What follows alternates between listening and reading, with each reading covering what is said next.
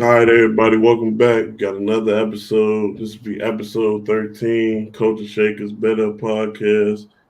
I'm here with my two co-hosts today, Aaron Evans, Juwan Jackson. How y'all doing, man? How y'all feeling tonight? Man, feeling good, brother. Ready to do it again. Yes, sir. Yes, sir.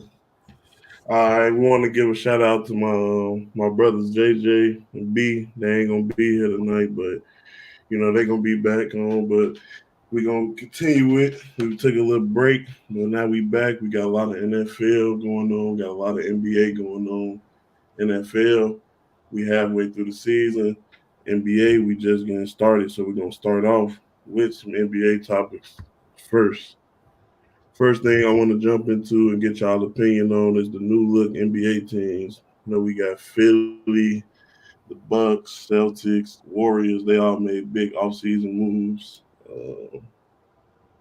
So I'm curious to know what team y'all think made the best moves during this time, and what teams moves really didn't make sense, and who y'all see going the furthest in the playoffs out of all the newly constructed teams.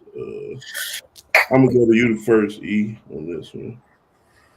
Man, with the shake up around the league, we didn't got kind of used to it now. The league moves around so much during the summertime. Obviously the Bucks made a necessary move. You had to shake it up a little bit, convince Giannis that you were all in on continuing to build a contender. So getting Dame was a good move for them. But as Yeah, far as the best move in the league, I got to go with Boston because that Bucks move ended up opening up Drew Holiday. And I feel okay. like man, if a contender could get their hands on a Swiss Army knife like Drew Holiday, they'd be in really good shape.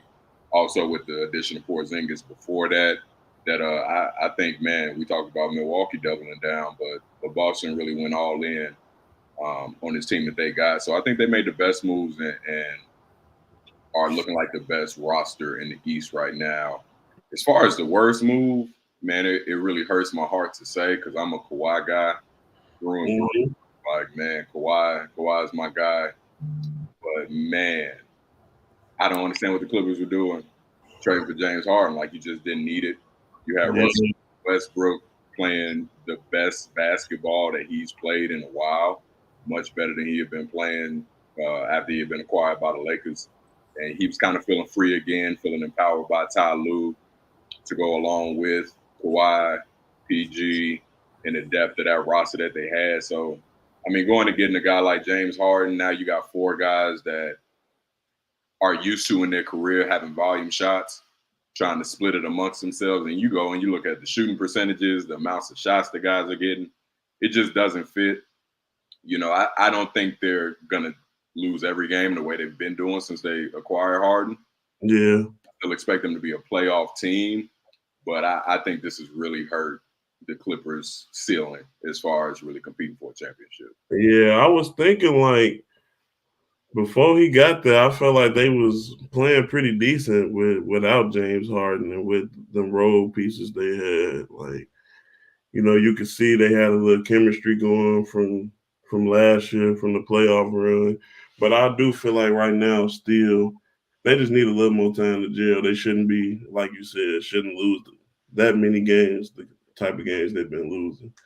Yeah, One, they were playing. They were playing just real quick. They were playing good ball at the beginning of the season, and then we heard the James Harden talk in the summertime, and then that kind of faded off because the Clippers didn't want to trade Terrence Mann, and I thought that deal wasn't coming back to life, and I don't understand why they jumped back in.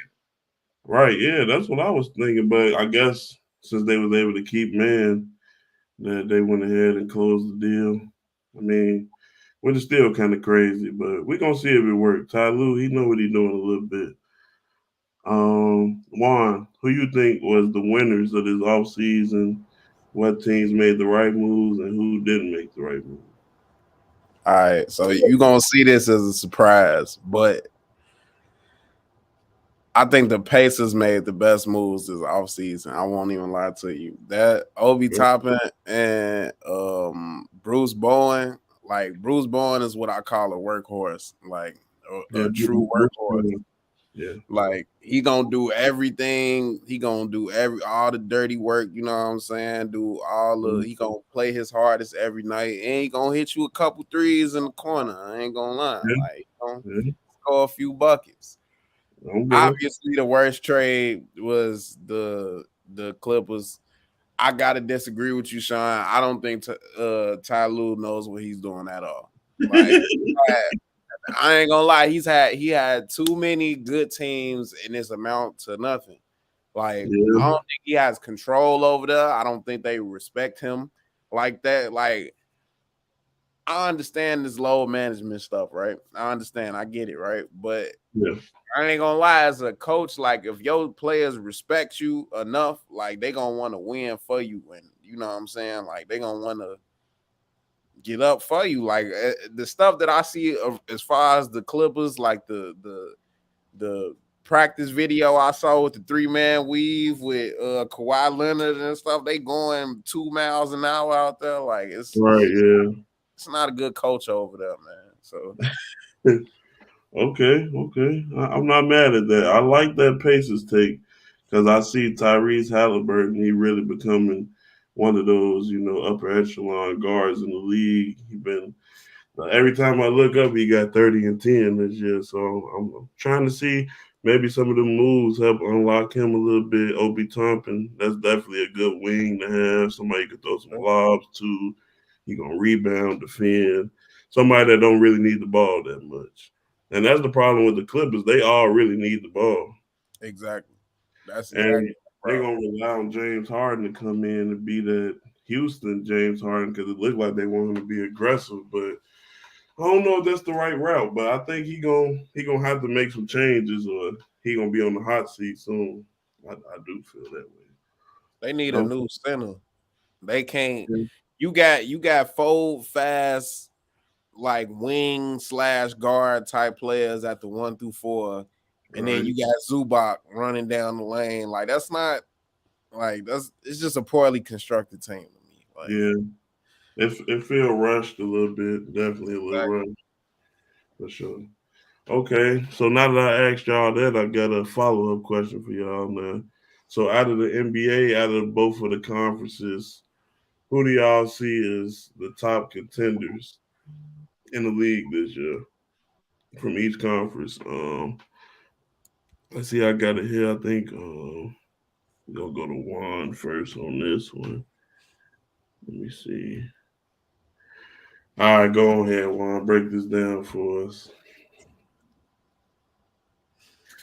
All right, my top 3 contenders for the East. I got the Celtics. I'm gonna lie, man. I don't see nothing really coming from. Okay, I know what y'all gonna say. What about the Bucks? The Right. Bucks look terrible right now. I'm not gonna lie. As I know they gonna get it together, but as we do this is a run-in podcast, So right now they don't make the cut. I know they probably will in the future, but right now on this list, I cannot faithfully put the Bucks on my contender list. But out of the West, I'm coming with the Nuggets, the Suns, and the Timberwolves coming crazy right now. I'm not gonna They lie to looking you. great. They looking I love how they working right now. Like man showing that he that guy, like it's just working like a well-oiled machine. So okay. I'm not mad at that. I do think Philly may be able to contend in the East with the Celtics. I'm not really too high on the Celtics, man. I love Jason Tatum, but as we just said in pre-production, he got a second best player, can't use his left. He does have Drew Holiday now, so that's a veteran champion. And then if Porzingis can stay healthy, they could be dangerous, but they gonna have to show me, man. I know they got to the finals, but they not as good as people make it seem. So I think Philly. I like that they got rid of Harden. I feel like Maxey he coming into his own right now. So I feel like Philly might challenge the Celtics, but I like your West picks. I feel like it's a little Braun disrespect there just because, it's Braun. You know what I mean? Come on. Lakers look terrible right now. Come on, man. Let's be honest. Like let's keep it for real. I love Bron, bro, but they look. Come on, bro. AD. they don't look the best at the moment, but I can see the potential if they keep building. And I also think the Mavs be getting disrespected, but it's okay though. It's okay. I like your list, Bro. The Mavs have been proven to now.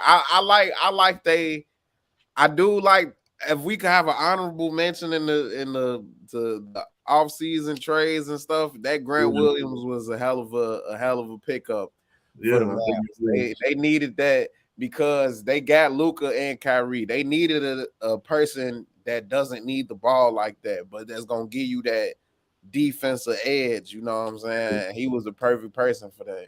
So I will say that did get them up. Like I might be disrespecting them a little bit, but they didn't show me nothing last year. So they definitely didn't do nothing last year. But I feel like this team is like a little better than the year that they went to the conference finals that year, 2 years ago. So I feel like they can show us something this year.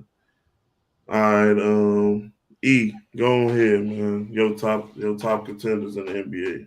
Yeah, so these top contenders that I had in the East, like Juan was saying, man, just the Celtics, they look really good right now. Obviously, we know that they can go through their ups and their downs, but I think, man, you got a starting five over there where you got three guys in Brown, Tatum, and Porzingis that any night can give you 30 plus, and then you got Drew and Derek White who can go off any night and give you 25 plus. And then you got guys like Hauser and Pritchard coming off the bench that, if they are hot, can light it up from three. Like if the Celtics, and we know that we've seen playoff games where the Celtics are throwing up threes and can't make one. But man, like when they're hitting threes, I don't think you can beat that team with the talent and the shooters that they got over there. I got the 76ers also in there right now, just because it was addition by subtraction. That James Harden out of the building and allowing Tyrese Maxey to be the clear cut number two. You know, obviously it was Joel's team, but still with Harden's pedigree, with him being a former MVP, leading the league in scoring for the years that he did. It was always going to be a little bit of that 1A, 1B situation. Now you got Joel solidly as your lead guy, as your lead dog, and you got Tyrese Maxey stepping into that 2 spot. You got Tobias Harris, who's been a solid 3 for years now, and then Kelly Oubre is balling so far this season. And so, you know, I think they're playing really well. I got the Bucks in there right now. I think it's been a little bit more seamless with the changes that the Celtics and the 76ers have made this year, because they've been players that aren't necessarily your first or second best player, right? Whereas with the Bucks, you got Damian Lillard coming in as your second best player. It's going to take a little more time to gel. But, you know, I think those are the 3 teams, and those are the 3 teams. I know Miami's gotten to the finals 2 times in the past 4 seasons. But, you know, it seems like year in and year out, we keep coming back to these 3 teams is really leading the pack in the East.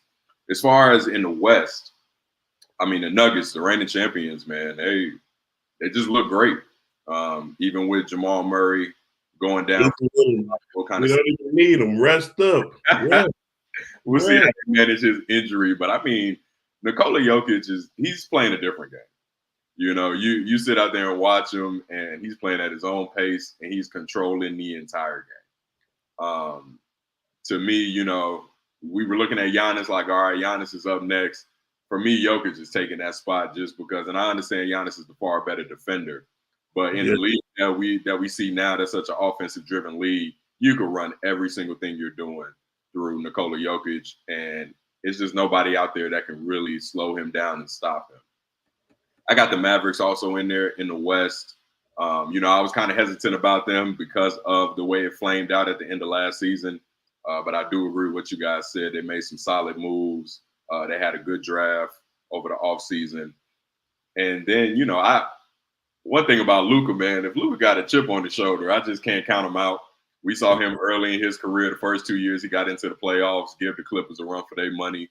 We saw when Phoenix had the number 1 seed the year after they went to the finals, and they were playing the Mavericks in the second round. They go up 3-2 in Phoenix, and D-Book is talking crazy to Luka. Luka walking through the tunnel. We all seen the clip when he's like, hey, everybody talking when they up. Yeah. came out and killed them the next 2 games. So Luka with a chip on his shoulder, and I think missing the playoffs last year, people kind of falling out on Luka a little bit, thinking that maybe he's not as great as we thought he was. He's been playing extremely well so far this season. And so I think the Mavericks are definitely in there as contenders. And then, I mean, like Juan said, man, the Timberwolves, I mean, they are playing good basketball right now, just beat Golden State in back-to-back games. And I think that what's really unlocked them has been the summer for Anthony Edwards. And he's kind of come back, and now it's solidified that, all right, it's Anthony Edwards' team. And I think that's a way you can win with Karl Anthony Towns as your second best player. I think as long as Cat was the one that had been there longer and kind of felt like it was more his team, I feel like there was a ceiling. But with Ant, Cat is your number 2. Gobert's playing well defensively. And then a guy like a general like Mike Conley running the point guard. I think there'll be a force to be reckoned with. You know, I know we like to talk about, you know, Suns, Warriors, Lakers, these guys with these just all-time great players on their roster. And I know y'all talked about the Lakers a little bit ago. The problem with the Lakers is LeBron's still the best player. That's been the problem. My goodness. 38-year-old as your best player. Like you said, that's been the problem since we left the bubble. And it's just never changed. Anthony Davis, he doesn't want that spot. He's made that clear. And so I think those kind of teams, whereas they got all-time greats, I just don't see those teams really competing for a championship this year. Okay, I'm not mad at that. To highlight some of the chat, got our brother JJ, one of our co-hosts. He says, crazy. I really don't see James Harden fitting on any team in the league. That's tough. I don't know what team really could use James Harden right now.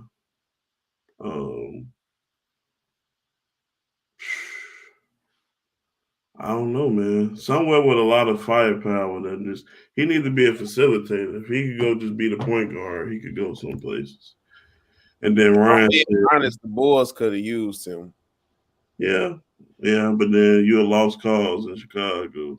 I mean, if he get his mind right, I feel like, I don't know. He think he old James Harden back in, 14, 15, like. Yeah, that's the problem. And Ryan says the Mavs will be naked by April. No, they won't, Ryan. No, they won't. They will finish the season strong. I can guarantee that. I can guarantee it, man. All right. Do we have me up here? Yeah, we do. All right. So y'all can go ahead and get my list, man. My top contenders. So I got Celtics, I got Bucks, I got 76ers. Celtics, I really don't think they that good, but they the best in the East. I feel like right now. I would say they're the best team. The Bucks, I'm not a big Dame fan. I like Giannis. I feel like they need a little more chemistry right now. I'm not really seeing the chemistry too much, but 2 superstars, you give them 40 games together, it'll look much different than right now. So, and then the Sixers, I feel like the Sixers they can really win the East. I feel like they can have the best record, get home court advantage throughout the playoffs, and and Maxey can keep playing like he's been playing. Maybe Joel Embiid can take a page out of Jokic book. You know what I'm saying? Go ahead and maybe get him one. I mean, if he go against Yoke, I don't know if he's gonna beat Yoke, but he gave Yoke the most trouble. I will say that. And then in the West, I like the Nuggets, of course. It's my team, reigning champs. I like the Mavs, and I like the Lakers and the Suns. And I know me and E was talking in pre-production. We were saying the big three for them haven't even played one game together yet. So I'm still curious to see how that's gonna look. But Kevin Durant looks great. He's averaging 30. He like 34, something like that, 35. That's insane. Shout out to Steph too. I don't got the Warriors on here, but Steph playing unbelievable too. But these are the teams I like in the East and the West. I really feel like I ain't gonna make my prediction right now because we're gonna do that next week. I ain't gonna do that right now, man. We gonna keep that to next week. All right, we're gonna go into a little NBA drama now, man. We got Dre versus Rudy. Now, if y'all can see this image here, he's choking the shit out of Rudy Gobert right now. And Anthony Edwards and the Karl Anthony Towns is basically helping him. Look, he's helping him. He has Rudy arm. He's helping his teammate get the shit choked out of him. So that's a bad look. As we all know, man, I really don't care too much for Draymond, man. He's a little immature. I know he's a champion. And he got great basketball IQ, but other than that, I don't be getting it, man. Like, be a professional, bro. And I know you want to help your teammate, but you choking them out and whispering in his ear, G, like you really got smoke with him. So I just want y'all to react to that, man. I don't know whichever one of y'all want to go first on this, man. I know y'all might have a little something to say about that. Go ahead, Juan. I mean, it's really, the NBA, they gotta hire some type of villains in the league. And you obviously Draymond and Dylan Brooks have assumed these roles of, the villains in the league. So, he gotta do villain stuff. He don't get you see the stuff that he do, he don't get suspended long for it. Like, it's not Yeah. Well, they crazy. give him 5 games for this. They gave Draymond 5 game suspension. They see that's 5 game suspension for having a man in a chokehold. It's nothing in basketball that makes you have a man in the chokehold. Like, it's no play in basketball that makes you choke a man up. And they gave him 5 games. You feel me? Meanwhile, they got my boy John on a 20 game suspension for putting the pipe in the camera, not in the locker room or nothing, not off by himself. Yeah. That's crazy. Yeah, that is crazy. I think it could have been at least he could have at least got 10 piece. He's literally choking this man out in front of kids. Choking His them out. children watching, man. He's choking them out, man. Aaron, man, what do you make of this? Man, I feel y'all. Draymond gets away with so much. I'm impressed that the league did give him 5. I thought it might be 1 or 2, just because I it's like Draymond Green sits at his house and thinks, "What have people never seen somebody do in an NBA game? Oh, trampoline off of somebody's chest in the playoffs. I got you. I'm gonna do that. Jumping off Sabonis last year. Oh, choking somebody out from half court and dragging them down to the baseline. Bet that's the next move. It's like Draymond just wants to up the ante. He's been doing it for years. But I mean, Draymond is who Draymond is. Like you say, he has, the championship pedigree. He's been part of one of the greatest dynasties in NBA history. And I mean, it's just who he is. He's gonna go off after he retires, and he's gonna be a great NBA personality. And he's just gonna be Draymond Green forever. And so we Yeah. should expect more as the season goes on, especially, as I said, none of us had them on our contender list. And so, if they're not competing for a championship, they're going to continue to get more and more worked up. And Draymond's going to get more and more aggressive and frustrated. And the only way he can't air it out by coming out and giving you 30.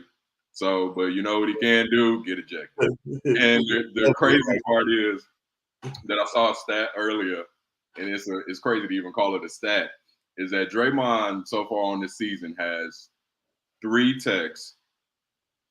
He's been kicked out of 2 games, 2 ejections, and now a 5-game suspension. Is game 12 of the season. That's crazy. Game 12. I'm telling you, bro. I would have been sent him packing. He's trash. He doesn't even do anything good. I mean, he got good IQ. Other than that, bro, I ain't trying to hit, man. I ain't trying to hit, bro. No, we not. All right, wait. We're not gonna act like he not. And we was just talking about this pre-production, bro. It's always that guy you gotta have on your team that's gonna go that extra mile, bro, to protect your, you know what I'm saying? That's Draymond. He doing his job. That's what he get paid to do. Like that's real. That's just this is what he gets paid to do. I won't lie to you. They know what's going on. Like Yeah. Nah, that's crazy. Let's go to the comment section. They got a lot to say about this. Carl Anthony Towns look like Braxton. That must be Braxton from the Jamie Foxx show. That he's Braxton. Then he say Ryan say we act like but he bust off of him or something. I guess Ryan think it should be less than 5 games. Siobhan this say man fight. Did you see this picture? This man's fighting for his life. Like he say 10 is way too much. Okay, man. Here we go, man. They got dust glow. Juan at the resort for sure. What's stupid, man? Right, I'm not tweaking, bro. Get out of there, man. All right, man. We spent enough time on Draymond, bro. I don't even like, bro. But I agree with you, Juan. They let him get away with anything. He barked at the refs all game.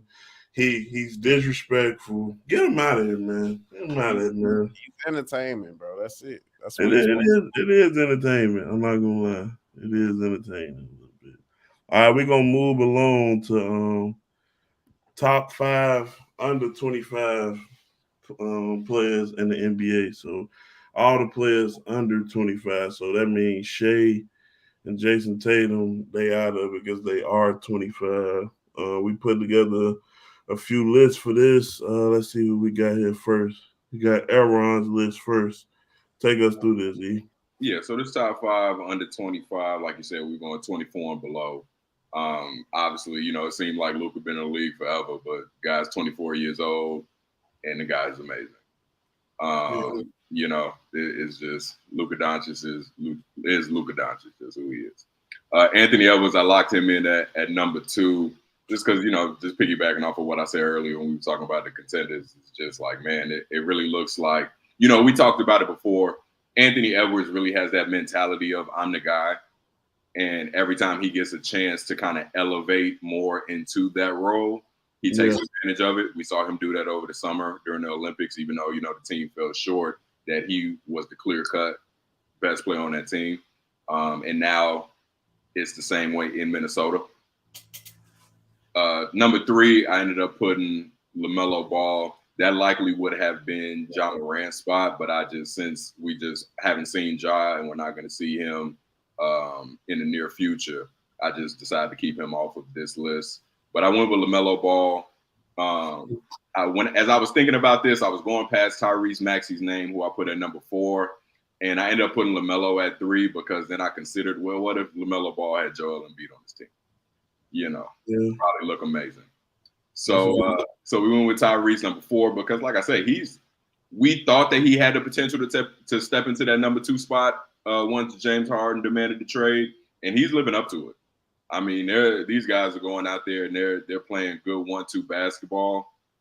I really like the way that he's growing and maturing into that role. And I went with Tyrese Halliburton number 5 because, I mean, this guy, you know, from going to the Kings back when they were irrelevant to now going to the Pacers while they're, you know, scuffling to make some noise in the East, I feel like he's been in obscurity for a lot of his career.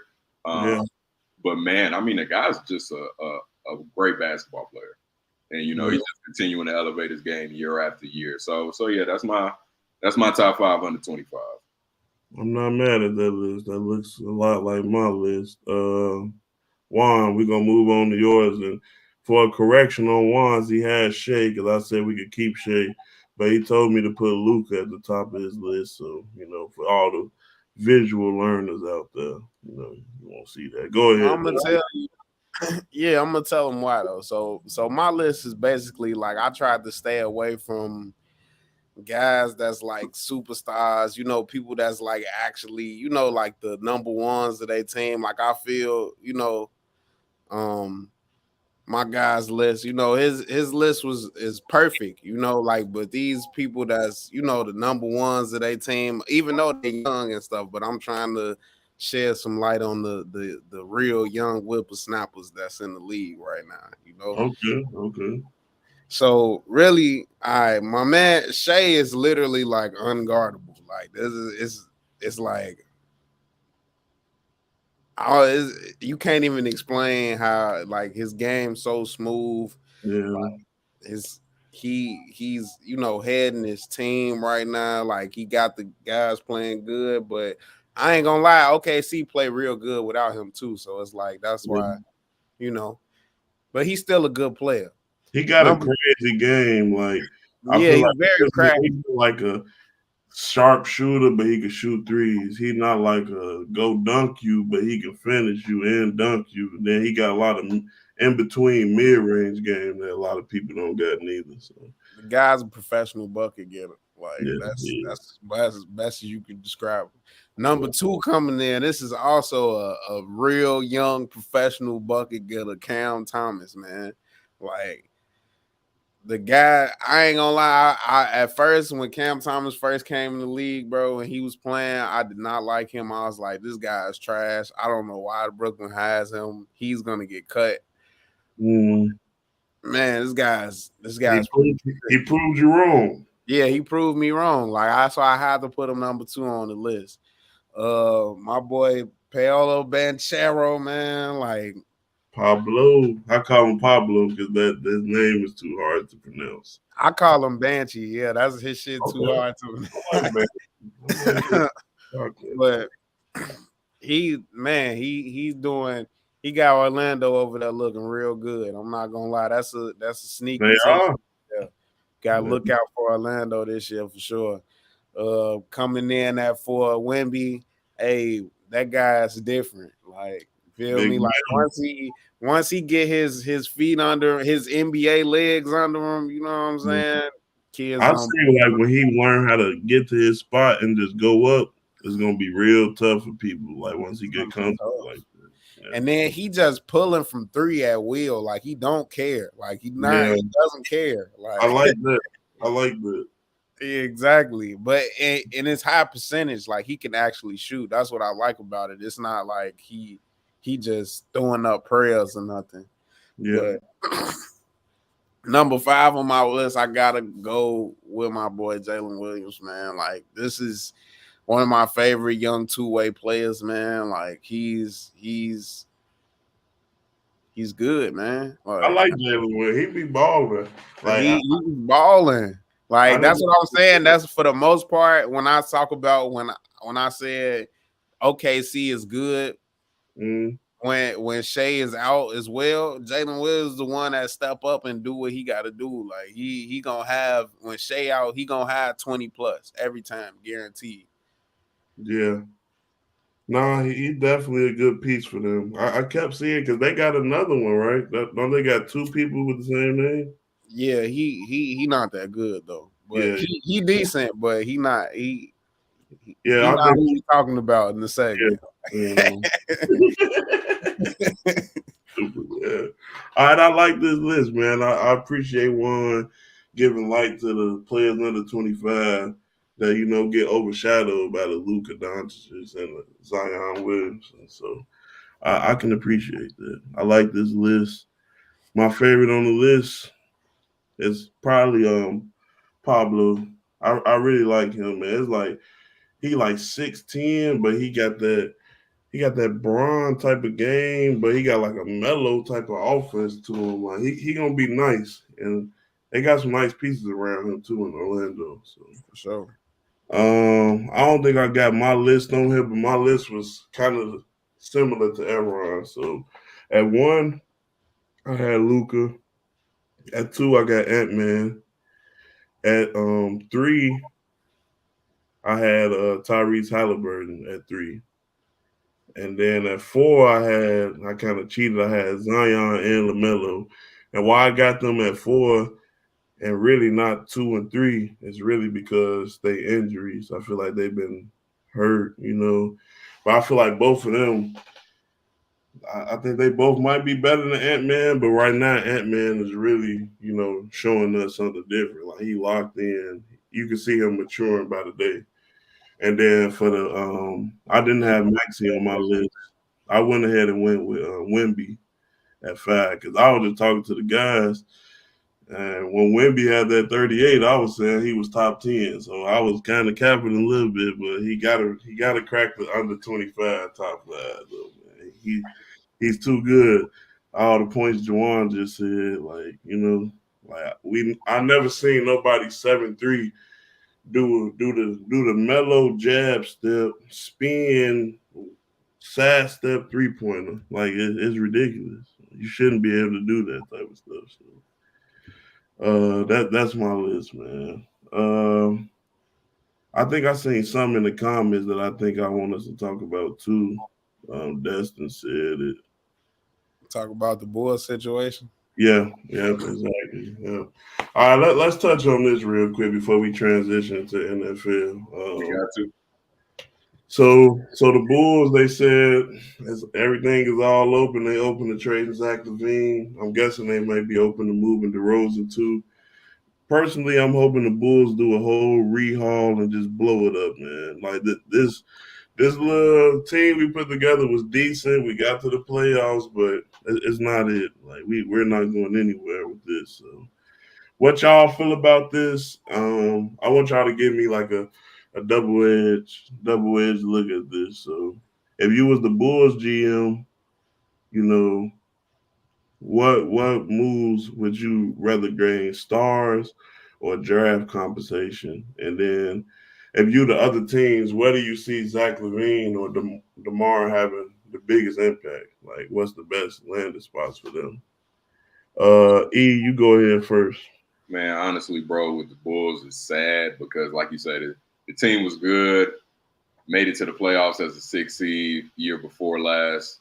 But honestly, man, I think that team had potential because we were the number 1 seed in the East until Lonzo Ball gets hurt. Everything changed after Lonzo got hurt. That's a good point. We never got a chance to really see that team, first of all, go through a full season. They were, once again, the number 1 seed. So they were playing well and hadn't even built an entire season's worth of chemistry together. And so we never got to see that team go in and play a playoff series, and we're never going to see it.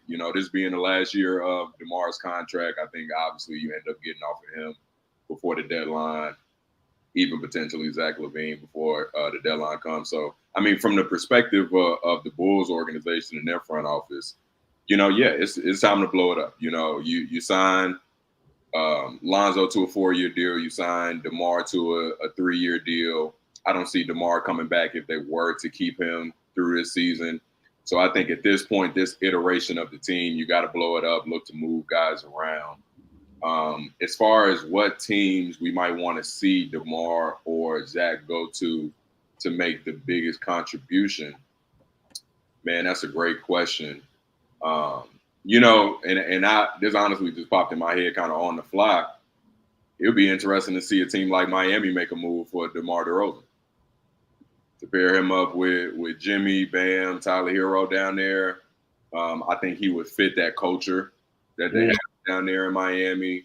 And then as far as Zach LaVine, obviously, we always hear the rumors with the Lakers, but, we're going to hear the Lakers involved with every single star in the world.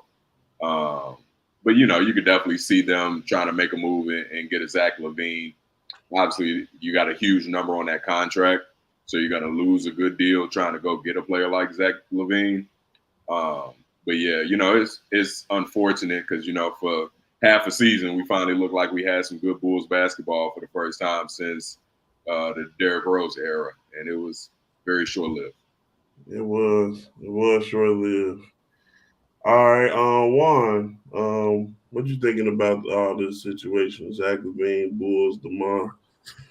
Put on your GM hat for me, man. Man, as a GM, I'm not. So I'm gonna talk about what I've been reading in the news and stuff. So I know everybody's seen the trade proposal, what they was talking about from the Lakers and stuff, where Rui and who was it? It was Zach and Caruso for Rui, and let me go pull it up. I think something. it wasn't worth it though. It was Rui Russell, somebody else, and Yeah, Rui Russell. Who was the third person? Oh, Prince, yeah, Torian Prince. bro. So I agree, we got to rebuild, right? But if we gonna rebuild, gee, we got to get something like we got to get something for Zach Levine, bro. We got to get something to rebuild with. You We get not the rebuilding around no Rui Achimara and Dorian Prince. Like, bro, if they get D'Angelo Russell, I'm never watching the Bulls again. I'm not gonna lie to you. I don't even want to watch that. So they it's a rebuild for sure, but we gotta they can't get finessed. I ain't gonna lie. There's been too many trades of people getting finessed, bro. They can't get over thirsty to trade Zach Levine, bro. They got to get something worth it. the Bulls usually do get finesse. So if you was another team, if you a team out there and you hearing the Bulls say we got Zach Levine on the market, what team should be going after Zach Levine, man, right now? I feel like a playoff, somebody that's trying to get over the hump and think they a playoff contender. Mm. Like I say, like Miami. I say, Miami could go after Zach. I don't know if DeMar would fit because of Jimmy. Yeah, But I think Zach would especially that'll be you'll have Hero coming off the bench potentially, or you could start him instead of Kyle Lowry. Like it's a lot you could do with that. The Miami need that because they really that's where they struggle when they get down the stretch in the playoffs is with they bench and they just don't have enough. Like they don't have enough firepower when they get down the stretch. So I think Miami is the main people that should, and they should be the main people trying to get Zach Levine because they didn't get none of the other trades that they was trying to get in off season. They was trying to get Dame, didn't do that. Like you was obviously trying to get a big move on the guard. Go ahead, dude. Do your due diligence now. Like, If you were running the Bulls front office, what does Miami have to give you for Zach Levine? see, that's the problem. Like we don't have it's nothing we Miami have that we need. Like nothing. First of all, let's think about this, right? Right now, they have Tyler Hero. Tyler Hero was hurt, right? Yeah. They have to move the guy Highsmith into the power forward.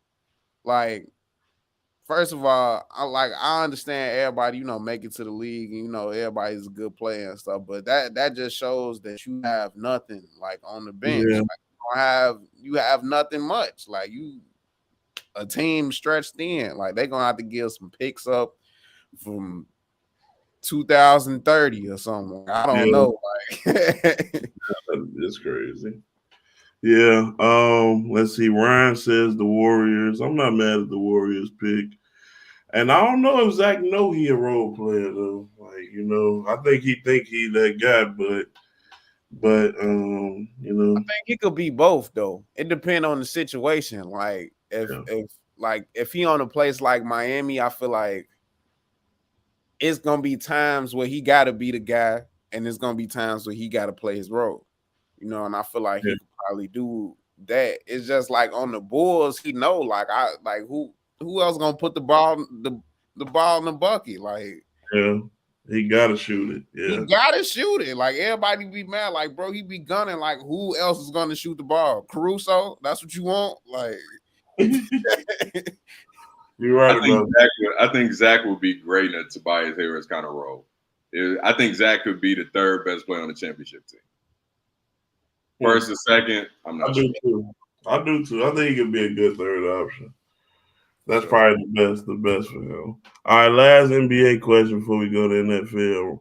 We had an argument about this. Hold on, actually, before that say put him on the Lakers, see what he do. I like that too, man. Help Bron out, man.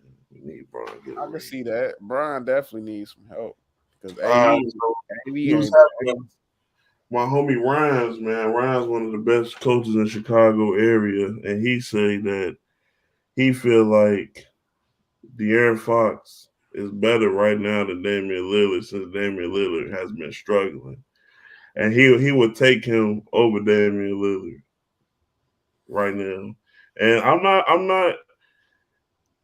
I ain't gonna lie, it's a crazy take, but I kind of feel it though because I like De'Aaron game. Like I It's like not his. a it's It's an not a all. crazy take. It's It's an not a all crazy take aroundness at all. to his game, and like they both clutch. Well, so Dame. I don't know if he clutch. I haven't seen him in any clutch games in a while, but I kind of feel like I'm not mad at De'Aaron Fox over him right now. What y'all think? I would say I can't say over him, but I won't say that De'Aaron Fox not in the same, like they in the same realm for sure. Like I ain't gonna lie, like they it's only because Dame been here. You feel me? That's the only reason I would take him. You feel me? Like he just got the experience. Like he know he got it. Like, but man, that Mr. Fox, that guy's that Nice, guy's bro. good. Yeah, like you say, like it's not a shot at Dame to say that. It's really a testament to De'Aaron Fox, man. I No, mean, for that, sure. like we sat there and you never thought the Kings were coming back. They had a generational talent like a DeMarcus Cousins and couldn't sniff the playoffs. But True. then you sit here and De'Aaron Fox as your leader has helped to shift that culture of that franchise and to get them back on the map. And so, obviously, if you're talking about, who would you rather have on your team, it depends on what your team is set up to do. Obviously, Dame is much older. So if you're building a team that you want to be able to contend for years to come, you're probably going to go with De'Aaron Fox. But if you got a team, such as the Bucks that got a MVP and a Finals MVP that you want to win a championship right now this season, I'd be tempted to go with Dame. But no, it's Okay. definitely a conversation worth having. So gun to the head right now, flat out. De'Aaron Fox or Damian Lillard this year. Who better? This year, who's better? Like flat Damian. out right now. Yeah. I mean, statistically, obviously, the Fox is like Okay. By the stats, but by the by stats for sure. I okay. ain't gonna lie, gun to my head, like I would pick Fox because of the longevity. Like I got more time with Fox. You know what I'm saying? Like Dame only got what, like 5 years left. Like Yeah. But just this season though, like at the end of the year, who gonna rock out harder? Dame or Fox? I mean, I'm gonna have to say Fox because he has a bigger role on his team. Like he has a greater job. You feel me? Like Dame really he got a score, but it really don't gotta be his night all the time. You feel me? Like Ryan, who do you think is better? We say De'Aaron Fox. Well, Aaron says Dame right now in the moment, and me and Juan say Fox. So while they typing in the chat, we gonna move along. We gonna transition into some NFL. I know they gonna want to talk about NFL too, man. I think is the game over now. We got Bengals and Ravens on Thursday Night Football. The game should be ending. We got 3 minutes left, but this game is over. Ravens up 34-13. Okay, 34-13. So my Bengals, we're probably gonna miss the playoffs. Joe Burrow suffered a wrist injury just now tonight, so he left the game. Browning has been coming in doing the backup work. Lamar seems like he's been eating. I do like Lamar too, so I guess I'm just gonna hop on the Ravens bandwagon or possibly the Chiefs or whoever I want to, but my team is out of it, man. So we're not even going to talk too much about this game. We're going to move right on to the next segment, which is our mid-season top NFL contenders. So as we know, we in week 10 right now. So it's the nitty gritty of the season. We can really see who the good teams, who the bad teams, what teams need to tank, and what teams, are at the top of the league. And then we got some teams also that's like okay, maybe we in the middle. What should we be doing right now? So we put together some lists for y'all. Let's see who we got first. We got Aaron's list first. So go ahead, E, take us through this one. So, as I talked about with the guys before we came on tonight, this list was open to change based off the result of tonight's game, and it has changed. In the AFC, we got the Chiefs just because, the pedigree they have, two-time Super Bowl champions, the best quarterback not only in the league right now, but that we've ever seen. Obviously, Tom Brady is the GOAT, but Patrick Mahomes is the best quarterback we have ever seen. So until they're dethroned, you got to have them in there as a contender, especially with the way that defense is playing. We know the offense hasn't quite clicked yet, but when you got a guy like Patrick Mahomes back there taking snaps, you just never feel like the offense is going to be your problem when push comes to shove. I got the Ravens in there because I really think that this is the best team that Lamar, I don't even think that's a hot take. This is the best team that Lamar has had since he's been in Baltimore. That defense is holding teams to 13.5 a game and just gave up 13. We know Joe Burrow went out in the first half in the second quarter of that game, but still just held the Bengals 13 points. So they're right there up to par with what they've been doing all season.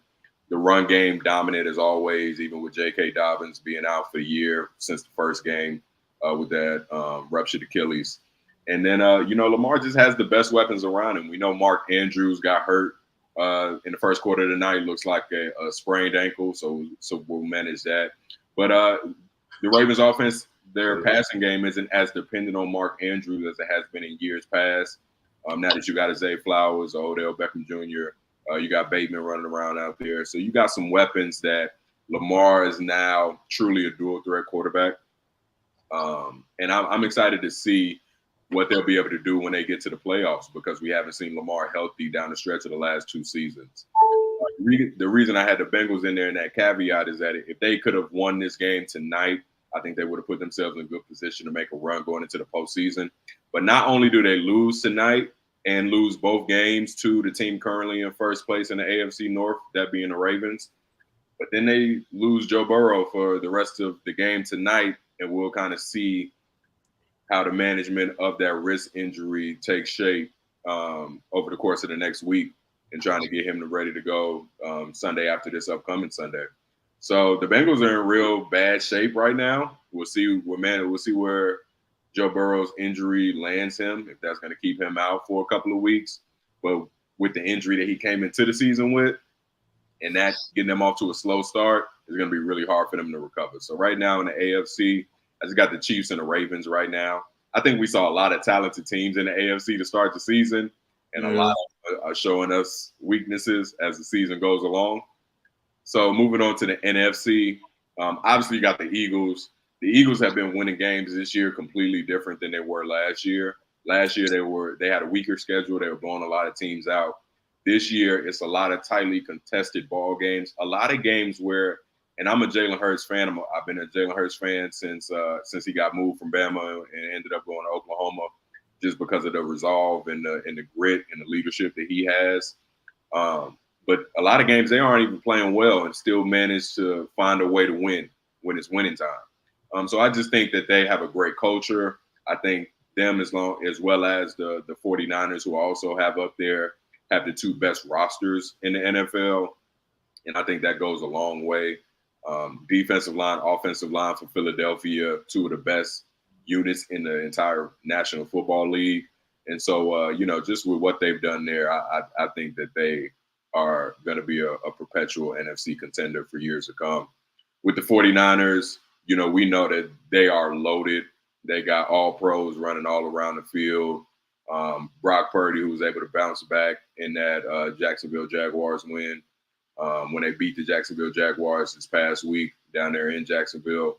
And so, we know that they're a force to be reckoned with, and we'll see if that team can stay healthy, because we know a lot of guys over there have been injury prone. We've seen Brock Purdy go out in the playoffs. We've seen Debo go in and out just because of the physical style he plays, as well as Christian McCaffrey. So, we hope that those guys can stay healthy and see them give it their best in the playoffs.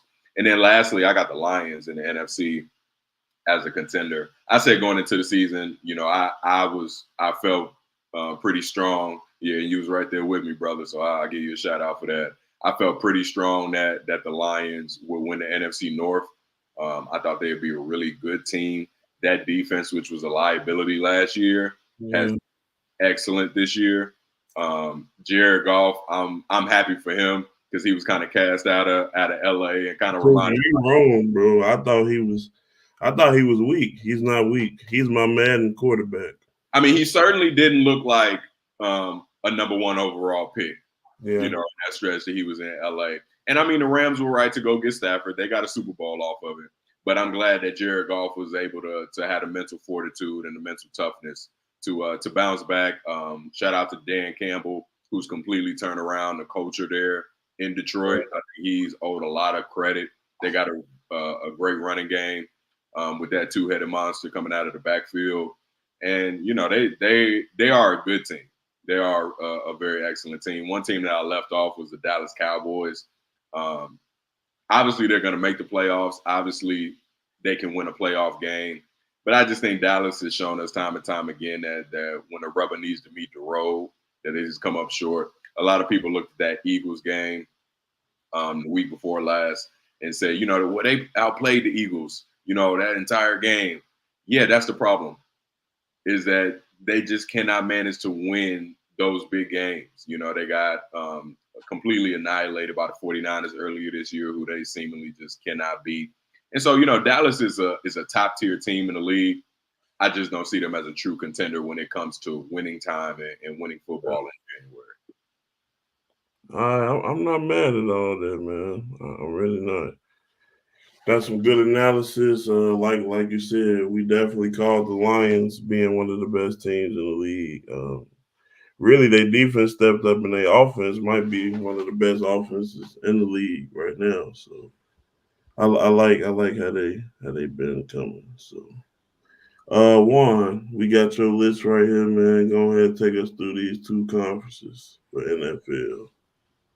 All right, man. So I got the Chiefs coming in first. I know it's a little surprise, I really respect Andy Reid. Like he's a very good coach, Yeah. So it's Bill then Andy Reid in my eyes, and he just know how to scheme it up. Like he really don't got no good wide receivers, and they winning games. The defense is much better than in past years. It's significantly better than past years, so that might make up for some lacking on the offensive end. But I mean, when you got Patrick Mahomes at the quarterback, it's kind of not much lacking. You probably just need the receivers that they got out there right now, and they'll be all right. I had the Bengals on there. Joe Burrow looks pretty banged up. I'm not gonna lie. Might have to take them off the list. Yeah. They look. He looks pretty banged up. Without Joe Burrow, they can't be on the list. I like the Dolphins. Not really, but they're good on paper, right? And I feel like as the season goes on, they're gonna start to figure it out, you know. But they got a lot of good pieces on that team. They have a lot of good pieces. Yeah, they do. I agree with that. Coming down to the NFC, I got just the Eagles and the 49ers. The Eagles, they look very good, and they keep adding pieces. They added before the trade deadline. Like they obviously want to go after the Super Bowl. Like they obviously think this year is the year. Like I like the DeAndre Swift. Like they got a lot going for them. The 49ers, I love the moves before the trade deadline, the chase, you know what I'm saying? You got two crazy edge rushers. Yeah.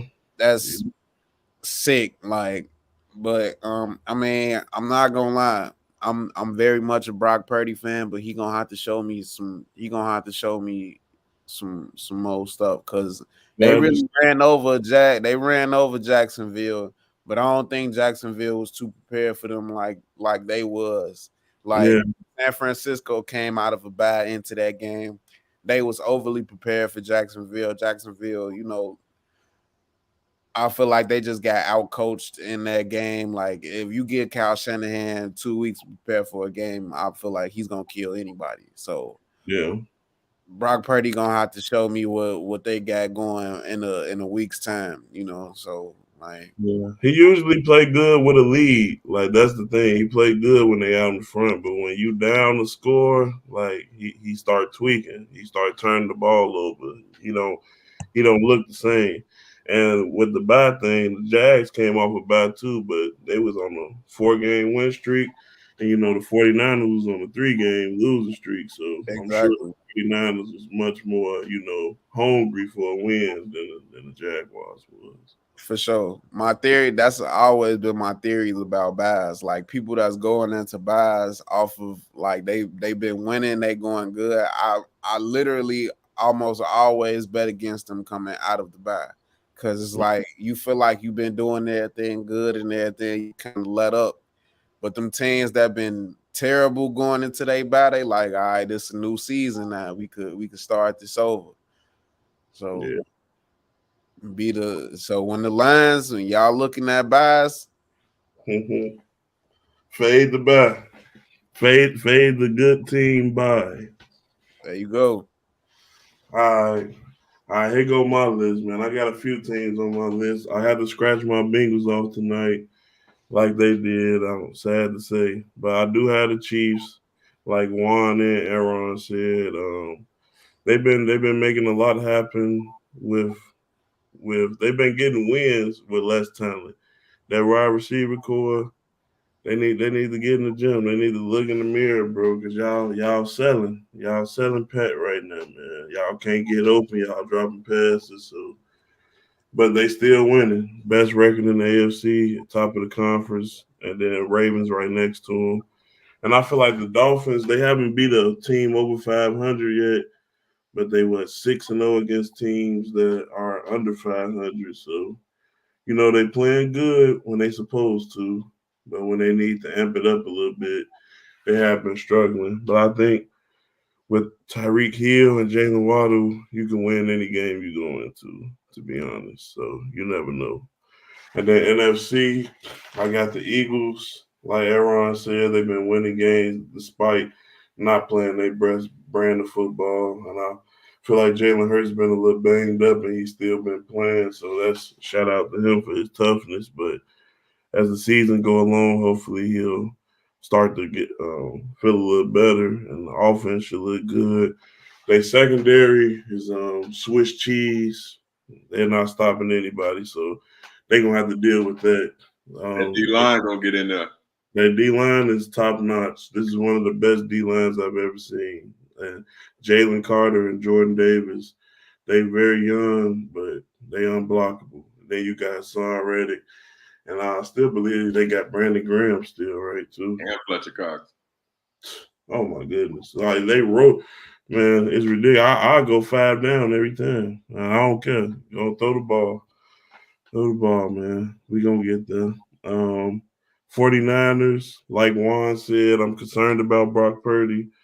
But you look at their team defensively, they got all the pieces. Offensively, they got all the pieces. It's gonna come down to if Brock gonna stay the course, cool, calm, and collected, and protecting the ball, or is he gonna go out there, and jag the game away if he gotta win it. Like when he playing with a lead, he plays smooth. When he playing from down, he throw picks. I ain't gonna lie. So we gonna see about him. And I really like the Lions, man. The Lions, they got a good team. I think that defense still could get exposed, but they've been playing much better than last year.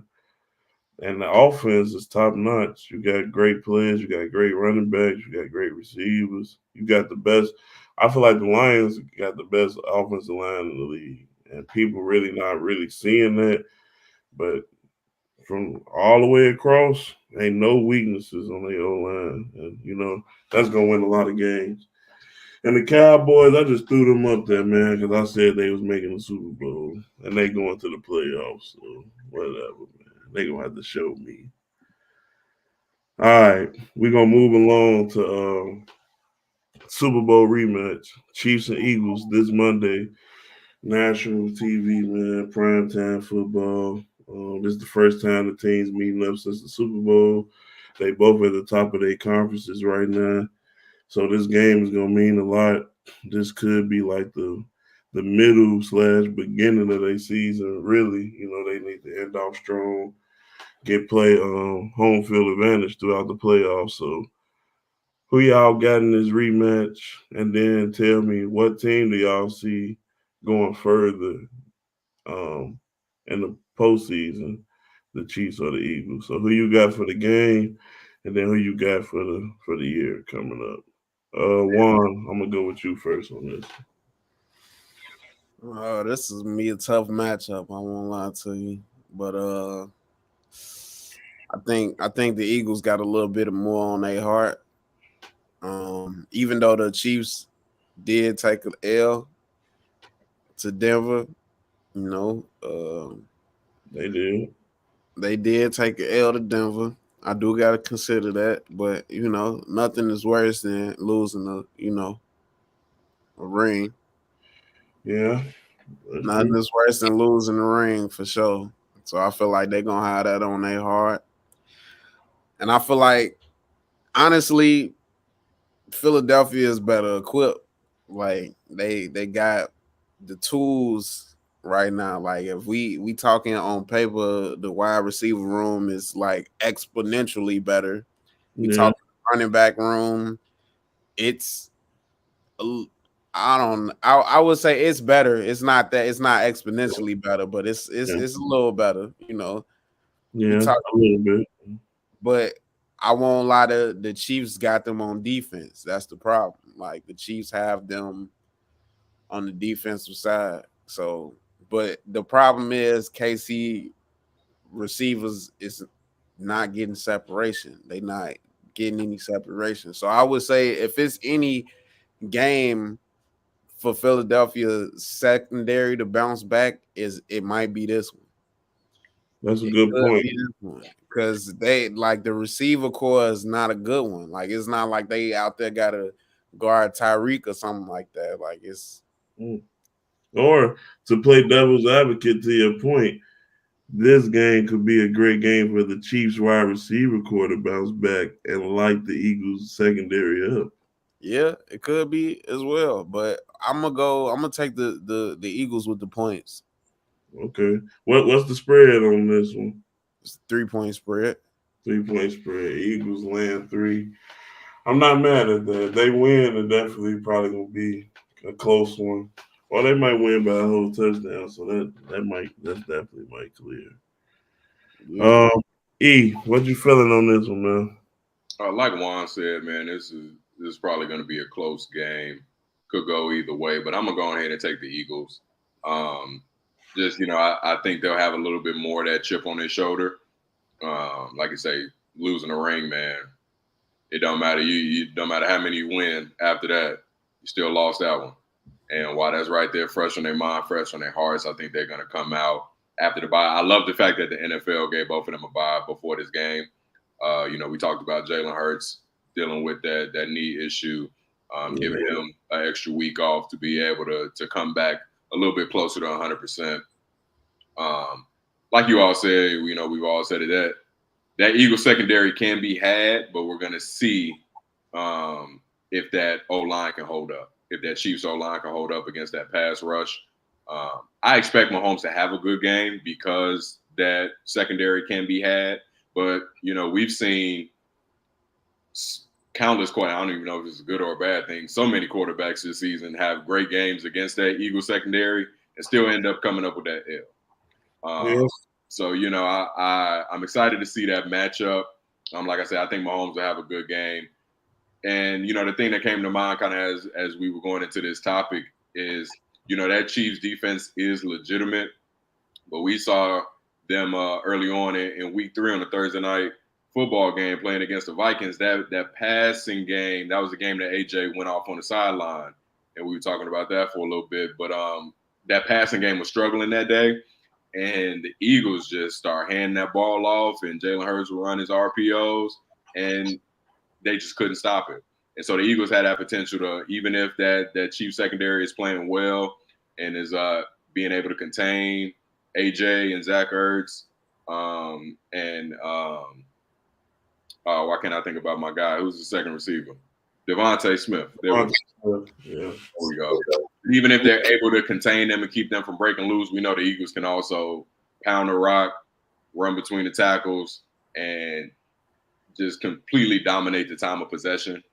So like I said, it'll be a close game. These are if not the two, certainly two of the best teams in the league. And it's going to be a heavyweight matchup, but I think the Eagles come out. I think they squeak out with it. Okay, so both of you guys have Eagles. Well, hate to be cliche, but that leaves me no choice. I have to put my money on Pat, man. I'm going Chiefs. I got to go Chiefs. I feel like the wide receiver core, I mean, it's bad, but so what? Pat Mahomes is good. Like y'all said, the defense is good. Jalen Hurts and the offense ain't look good one time this year. Not all the way.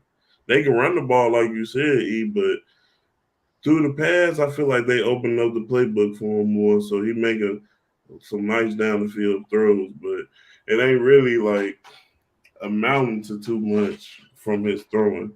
So I feel like, the Chiefs is that team that feel like the defense shows up again and they can win another low scoring game. I feel like everybody think it's gonna be a home run hitting game like the Super Bowl was, but it's probably gonna be the opposite. Like I'm gonna take Chiefs.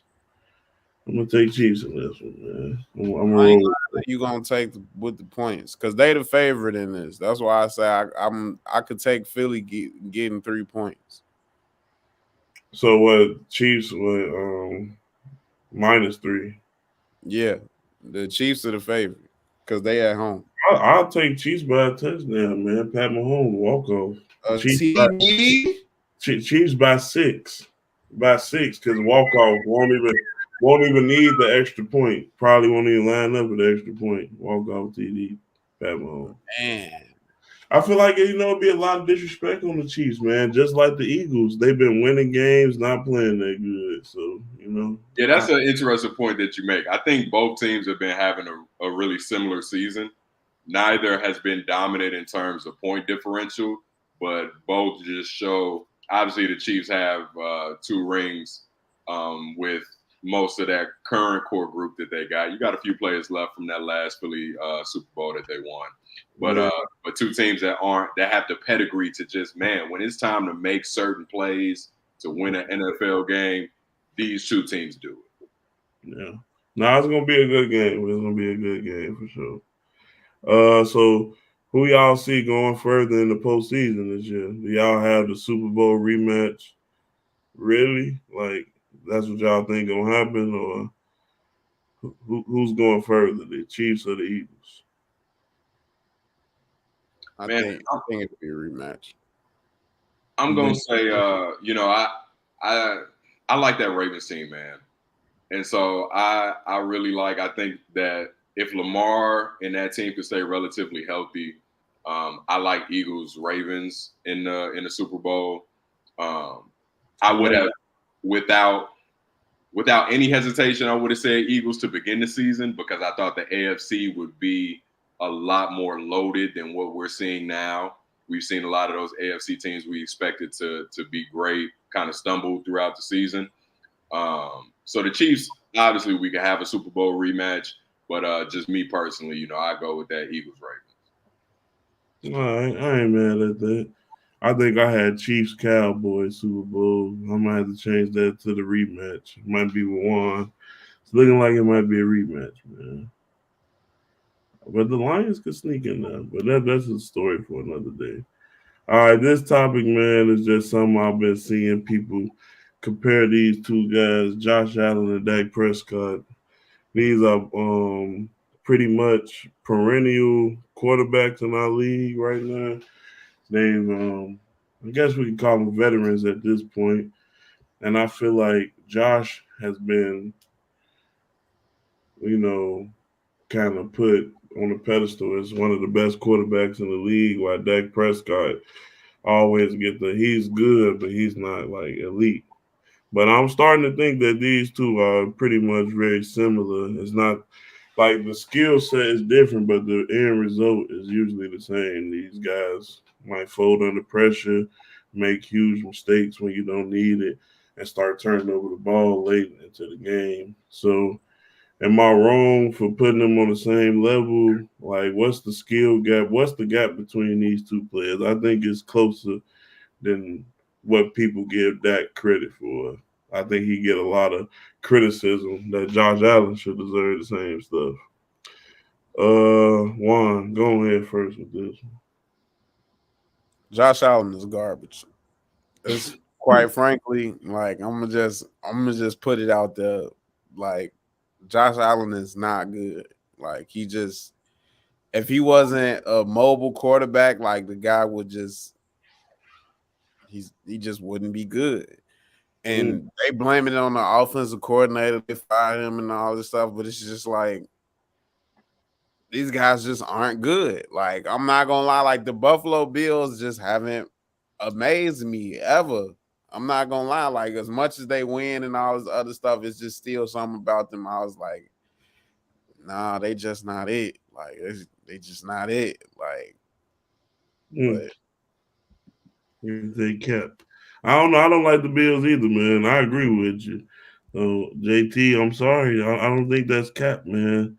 Josh Allen, he turned the ball. I mean, I ain't gonna say he sucked because he lead the league in touchdowns and all that. Like he actually is pretty electric, but he don't understand how to just be a regular quarterback. Like just check it down to your running back, bro. You don't gotta throw it in triple coverage, bro. You don't gotta try to run for extra yards and fumble. Like just be a regular quarterback, bro. He think he's Superman every play, and that's a little bit too much for him. he also led the league in interceptions last year. Now Yeah, let Dak, now let Dak would have led the league in interceptions. People would have been calling for his job, man. Like nobody be talking about Josh Allen. Like yeah. he's not good. I'm not gonna lie. Hmm. I don't know. He's a good player. He's a good player.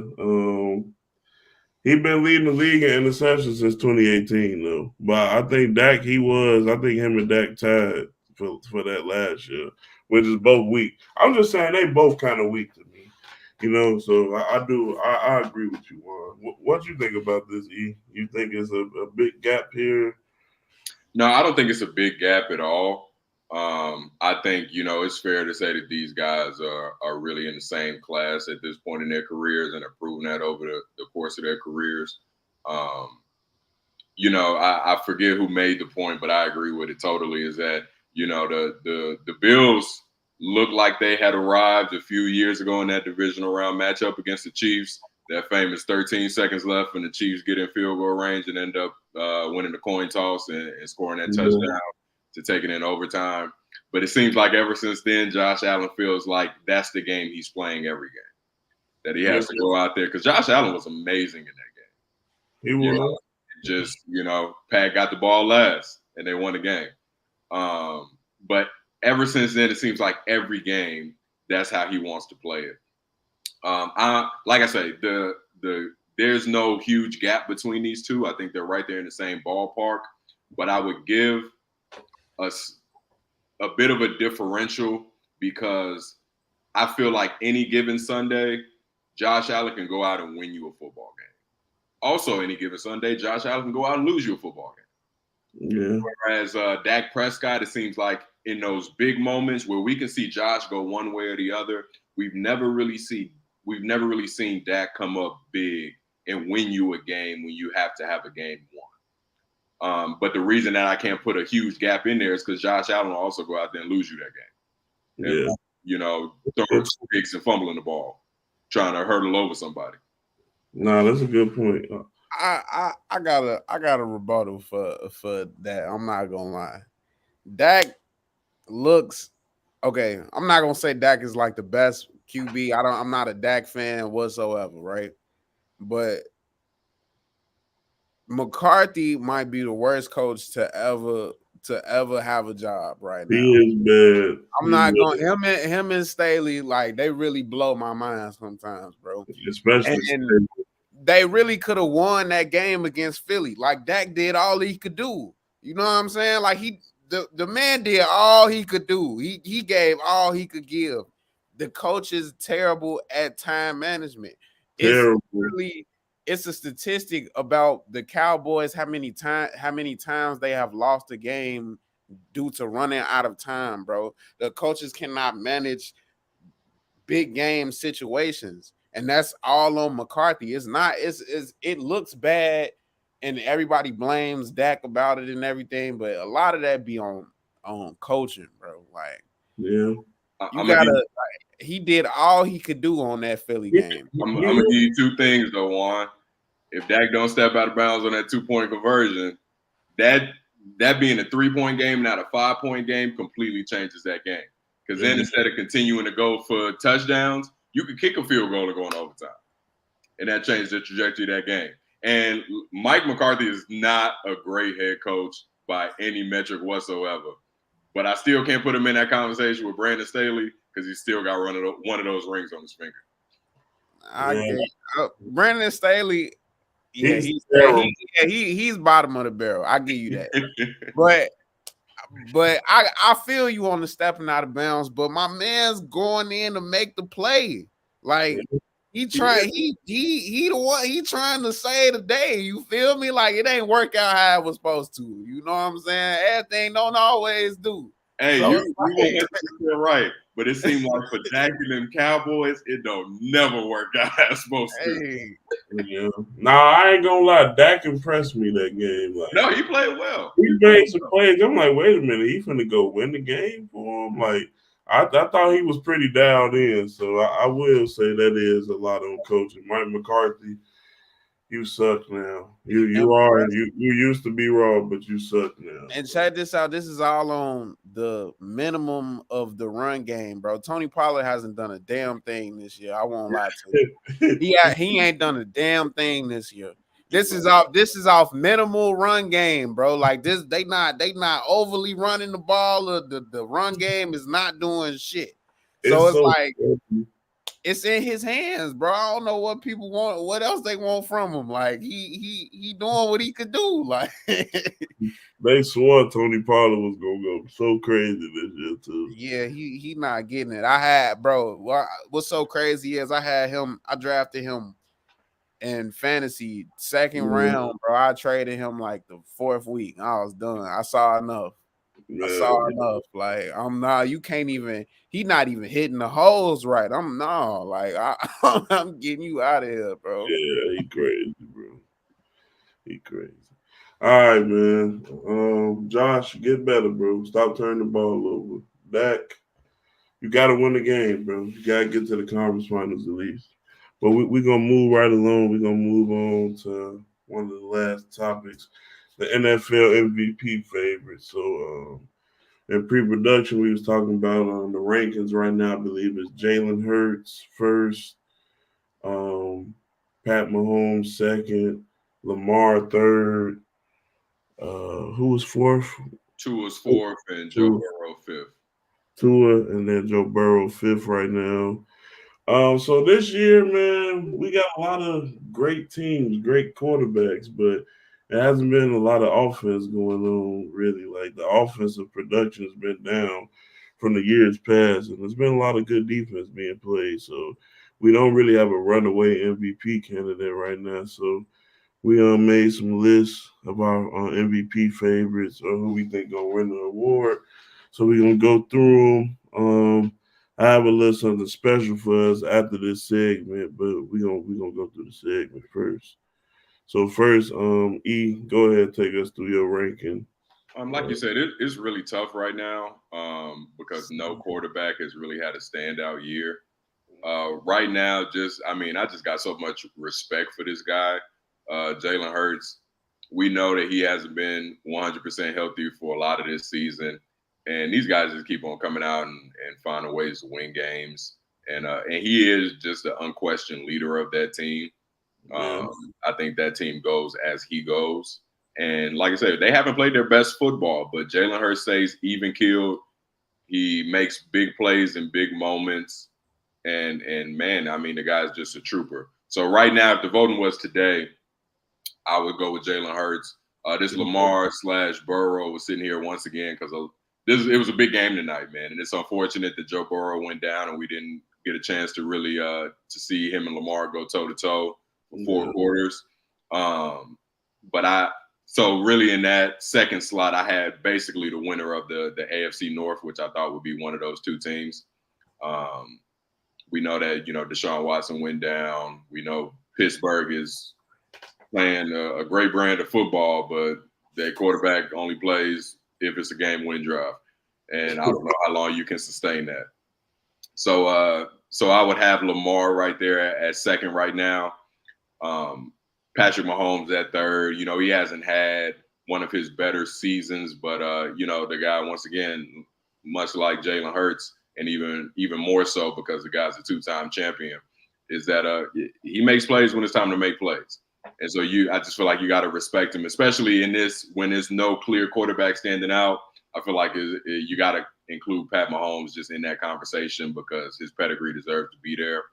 But this last guy, man, CJ Stroud, the way he has been balling this season, he's a guy that I thought was better than Bryce Young coming out of college. I thought Anthony Richardson had the highest upside, but this rookie year, I thought CJ Stroud would be the best out of those three. And the reason that he's fourth right now is because I think you got to win that division to be able to win an MVP. And they're in a position to be able to do that. If they can handle their business against Arizona this week, which could be a little bit tougher than it might have been before Kyler Murray came back. We know they got a little bit of energy with their quarterback coming back. But if the Texans can handle business against the Cardinals this weekend, they get a rematch with Jacksonville, who they've already beaten this season. If they can beat them again and take a firm hold of that division and put themselves in a position to own the tiebreaker against Jacksonville, they have a weak schedule going down the stretch because they were such a bad team last year as compared to Jacksonville, who has some tough games going down the stretch of the season, that I think if the Houston Texans and rookie quarterback with rookie head coach win that division with him playing the way he's been playing, I think CJ Stroud could have a valid case for MVP. Man, I just love it. Sometimes when y'all just explain my point for me, I have CJ Stroud on my list too, but I like this list. Jalen Hurts, he has been cool, calm, and collected.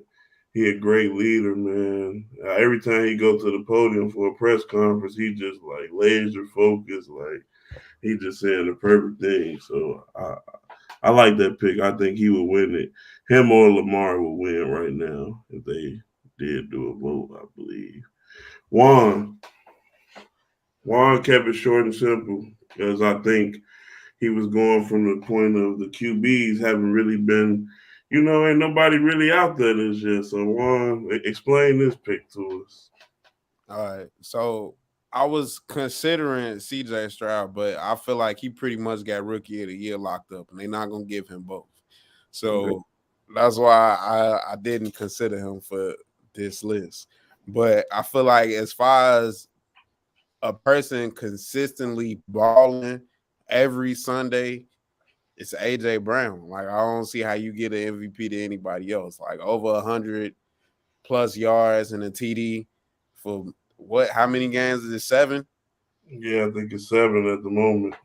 Yeah, that's unheard of, man. Like it's crazy. I don't see the only and honorable mention I would probably say is if Tyreek get that 2,000 yards, then I feel like you got to give him MVP. Yeah, that 2,000 that'll change the game if he get there. Yeah, if he get that 2,000, is like it's no question that you got to give him the MVP because these, especially how they got the quarterbacks as the favorites, and it's like what have they done? Like it's nobody running like okay, like last year Jalen Hurts he running 2 TDs every game. He not doing that this year. Like, yeah, it's not the same. Like Patrick Mahomes, he not throwing 3-4 TDs a game. Like Yeah. Joe Burrow hurt. Like Lamar Jackson, I'm not gonna lie to you. Lamar Jackson is good, but sometimes he be tweaking down the stretch. I'm not gonna lie. I'm gonna give it to you raw, like down the stretch. But I think it's more about his receiver core isn't just the best. You know, I think it's more less of him tweaking and that he just don't got the right material to go to war with. You know, like Yeah, I agree with that.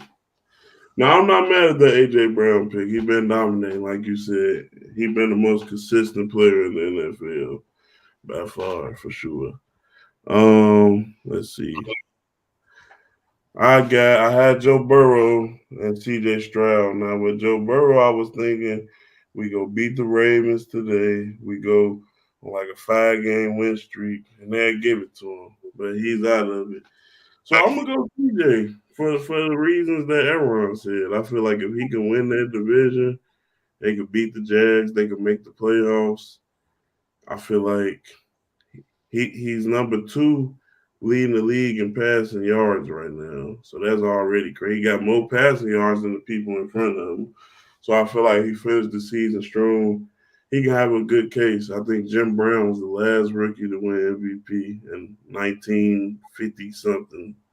So that'd be crazy. I know, Juan, you probably looking like that's not gonna happen. I know, but I mean, it could possibly. I just don't think it's like I think he has rookie of the year locked up. Like it's sold up. Like so yeah, he does. He does. I don't think they're gonna give him double awards. Like Yeah, yeah, that's true. All right, I do have one question for y'all. Well, I want y'all to do something for me since we were just talking about the MVPs and all these good quarterbacks. Can y'all name me, the best quarterbacks in the league? Like, can y'all give me like 3 apiece? Best QBs in the league, 3 apiece. Yeah, just I mean, name me. obviously, you got Mahomes. You know, I right think it's now, Yeah, just right now. Like, pretty cut and dry for me right now. I got to go Pat, Jalen Hurts, Joe Burrow. Joe Burrow at 100. We haven't seen Joe Burrow consistently at 100% this year. The guy, when he's been healthy, has gone to the Super Bowl and then gone to the AFC Championship game. Jalen Hurts came in that first full year as a starter after they got rid of Carson Wentz. First round against Brady and the reigning champ Buccaneers, and they lost that game. And then you come back and you follow that up, and you go to a Super Bowl. You know, so okay.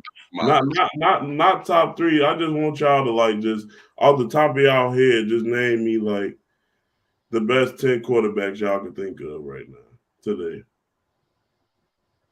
Just name a few. I think you got those 3 guys in there. I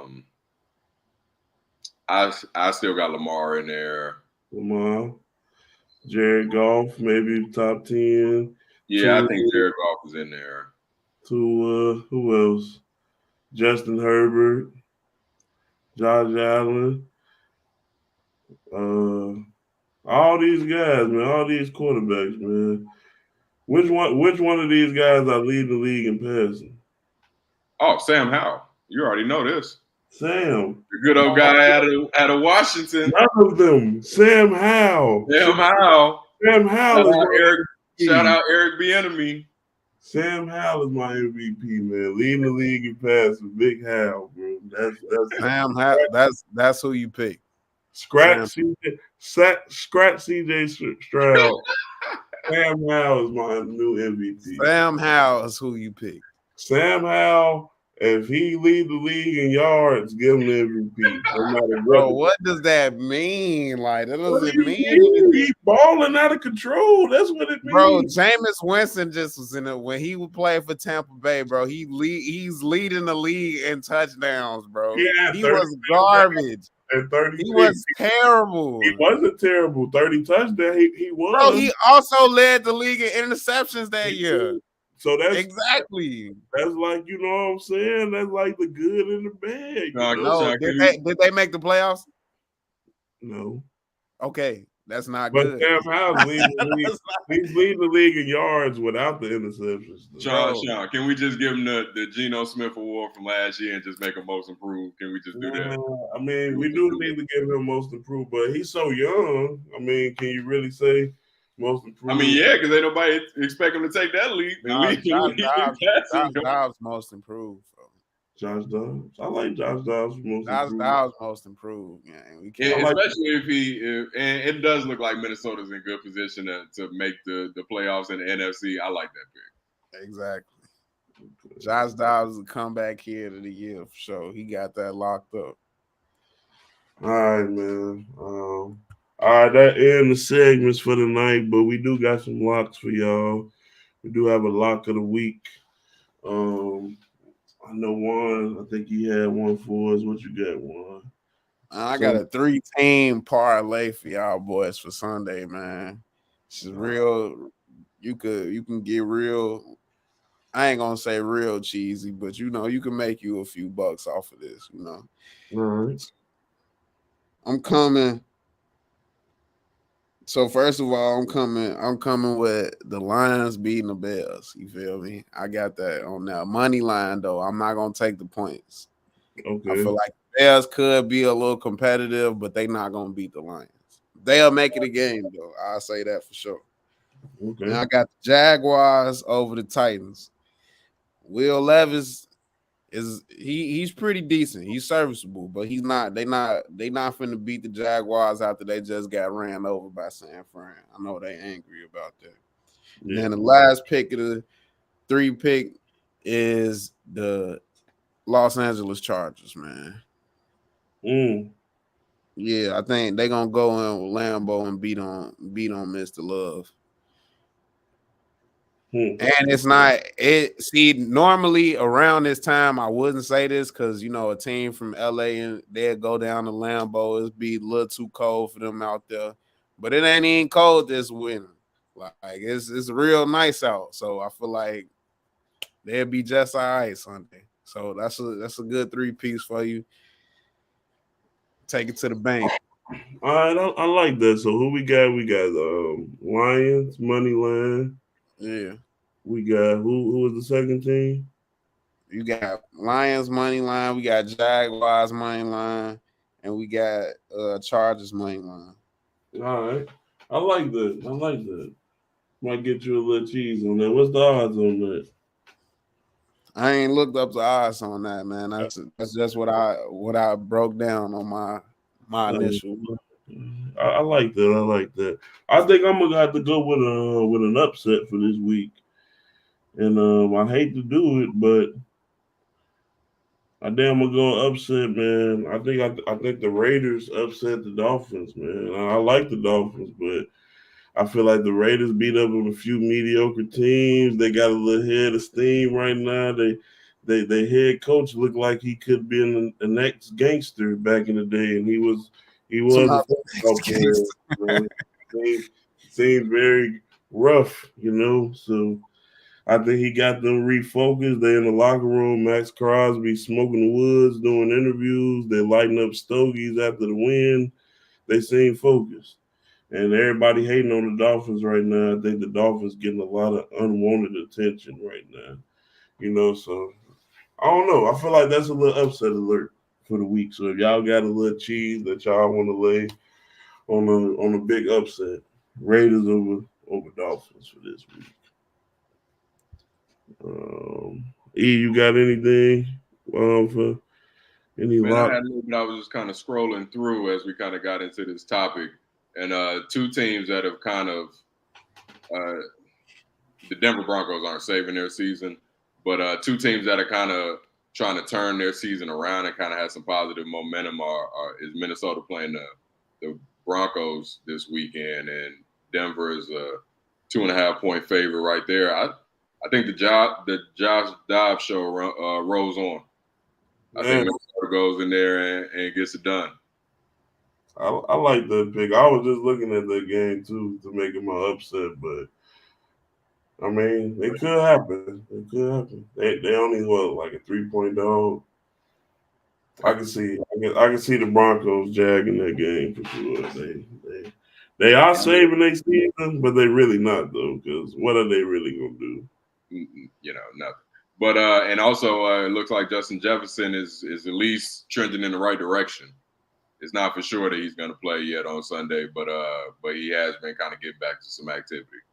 Yeah, they said they was thinking about giving him giving it a go. All right, so that's the locks of the week for y'all. We do have a gambling show that we're gonna be doing in the future. That's gonna be more elaborate for more picks, So, but right now we're gonna do Mr. Cut. So this is where we're gonna just throw out any random topics that we're gonna talk about. Also, if anybody watching, if y'all got a topic y'all want to talk about, throw it in the chat. We can get to that while we wind it down. I know on Juan, I know you had something that you wanted to bring to the table, Mr. Cut. First Mr. Cut segment is we gotta talk about Mr. Poole, man. The pool party. The decline on this kid is insane. Like, and it's purely because he's immature. Like, and I've been saying this for the longest. I promise you, I worry about these young kids that win rings early because it do so terrible for their minds. Like, prime example is Rajon Rondo. Man, he won a ring so early, and then after that, it was like he was just couldn't function on no other teams. It was like he was such a prima donna on other teams and stuff, and he only really hooped when he respected, who he was hooping with, like when he played for the Lakers and stuff like that. Yeah. So it's like them when you young and you got a ring and you got that chip on your shoulder, like, man, I'm the man around here, like, and like that messes up your game, your ego, and he honestly thinks he's the man over there, but that's really Kyle Kuzma team. No, I don't know. Nobody told him. I don't know. I don't know memo or whatever, but that's not his team. Yeah, he definitely thinks that's his team, and I don't think Kuzma really taking that leadership role and letting them know, like, look, bro. Because, Kuzma, he posts his highlights every night, win or loss. He posts the highlight reel of him every night. So I think they really just, I really think they just hoofing, G, and they just having fun, bro. Like, as crazy as it sounds, they getting paid millions, but. Nah, you right, bro. You absolutely right. They both live in the sun. They both got rings? Yeah, Kuzma got a ring. They living. You won a ring early, and now you getting paid a stupid, like you on a stupid contract right now because you on a weak team. You've lived the life that every NBA player wants to live. You feel me? Like, get the ring. Now you getting paid. Like, they living life. Like, it's hard to reel a person back in from that. And plus, there's no veterans over there in Washington to be like, nah, bro, you tweaking. Like, you know what I'm saying? Like, he don't got nobody to hit him, punch him in the mouth when he tweaking no more. Like, I don't want that to happen again. I see that took away his power last time he got punched in the mouth. Eve, what you think about Jay Poole, man? No more pool parties. Man, I'm honestly, that guy's averaging 16 points a game so far in the young season. And I mean, obviously none of us expected the Wizards to be anything or to win many games, but I thought he would at least have a pretty good statistical season with him being able to get a higher volume of shots. But I mean, like both of y'all have said, it's just the immaturity in this guy, man. Like, you could tell, and that's what, I mean, Draymond, was being Draymond and punched him in the face. But you also understand, like, he came off of that ring. Steph was hurt going into the playoffs that year. Poole was the one starting. Steph was coming off the bench. He was playing well. They won that championship, even though down the stretch of that finals against Boston, he wasn't very playable. But you saw that thing went to his head, and he became the guy. He got his contract right after that season. And, you just hope that, because the guy does have talent, the guy is able to go out and create shots. So, I mean, you just hope that he kind of takes his medicine this season, grows up a little bit, and comes back a better player. Yeah, I agree. I don't know what's going on. I thought he would average closer to 24, 23 points. He's averaging 16, like you said. He's not taking it serious. I don't think Cal Kuzma taking it serious. And the crazy part is, if they did, they probably could win a few games, bro. It's like it's not the worst team, you know. They just got to mature a little more. What else missed the cut? Deshaun Watson, he out for the year, season-ending surgery. So the Browns got the best defense in the NFL, but they have no quarterback. Do y'all think they sneak into the playoffs? They 6-3 right now. They leading they're not leading the division, but they what they 2 games back from Baltimore now, 1.5 or something. So Yeah, they should be just slightly. Yeah, from Yeah, it should tonight. just be. Yeah, it should just be one right now. Yeah, they just beat them, so it's one. Just because Baltimore won tonight. So do y'all think the Browns can still get in? No, Deshaun. No. No, I don't think so. No. Yeah. So if they do get in, no Deshaun, can Myles Garrett get a few MVP votes? I think they would have to win that division, and It's not right. Obviously Baltimore has a tough schedule down the stretch, but I think they're in the driver's seat. Even though they just lost to Cleveland last week, they're still in the driver's seat after this win against the Bengals. I think Myles Garrett will have to take them to that division title to be in that conversation. The same way y'all were talking about Tyreek and him having to hit 2,000. Like, you got to do something exceptional to be a non-quarterback and win the MVP award in the NFL in this day and age. Yeah, you do. Okay. E, you got anything you want to throw out there for Mr. Cut? Anything we didn't talk about? Nothing too crazy comes out of kind of what's going on. I was kind of checking these NBA scores a little bit, and obviously the Warriors are down Steph and Draymond, but they got 20 piece by OKC tonight. So that young OKC team we were talking about earlier, they're rounding into shape quickly. Oh, I don't think I asked y'all. Did I ask y'all about the backdoor NBA teams? Oh no, we didn't touch on that. Yeah, let me ask y'all about that, man. Now, what NBA team do y'all see being that backdoor team? When I say backdoor, I mean like on the betting side, they're gonna win some games that they probably supposed to lose, and then maybe they can sneak into the playoffs and maybe win a series. Maybe like a team that we really not focused on. I got one myself, but I want to know, what y'all think. Who y'all think could get a little, sneaky this year? I say the Pacers, short and simple. The Pacers. I like that team. That's a team that didn't make the playoffs last year. You see them getting in the tournament this year? Yeah, absolutely. They gonna shake something up. They gonna shake something up at the bottom of that tournament, bro. I'm telling you, like, I don't even know if they're gonna be at the bottom. Really, they've been winning games. They got the most efficient offense. They're like the number one efficient offense in the league right now. They do. They might be a top 4 seed the way it's looking right now if they keep it up. Yeah. What they gonna do in the playoffs, I don't know. But regular season, they doing pretty good. Okay. E, you got anybody for this? I don't necessarily say either of these teams definitively get into the playoffs, but I think they're two teams that can compete for play-in spots. And then, once you get to those one and dones, anything can happen if you're playing good basketball. But in the East, I want to see if Orlando could take a jump and begin to become competitive again. You got Paolo and you got Franz Wagner over there.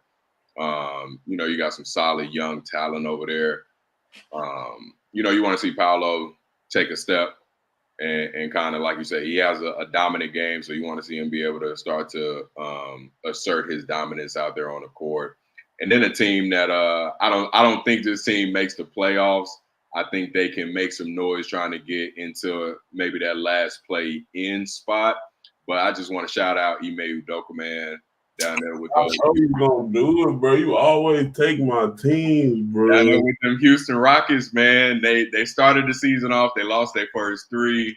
That Van Fleet signing wasn't looking great. He was struggling coming out the gate, and then they started off 6 in a row. Segun, they start going through Segun. He the next He goat. out there hooping.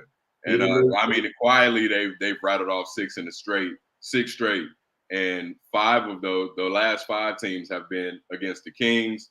Yes, they were minus De'Aaron Fox, but the Rockets won by 18. They beat the Kings again without De'Aaron Fox, but the Rockets went by 25. They beat the Lakers, no AD that game, but they won by 34. They played the Pelicans and squeaked that game out by 3. Those are 5 teams that made last year's playoffs. And even though some of them didn't have a top player, it's not like they're winning 1 or 2 point games. Like they're out here blowing these teams out. I don't like the way the Ime Udoka situation was handled in Boston. Not saying that he necessarily had to be retained, but I don't think that they had to air all of that out in the way they did. So I'm glad to see him get a second chance. I'm glad to see that young talent in Houston starting to come together in jail.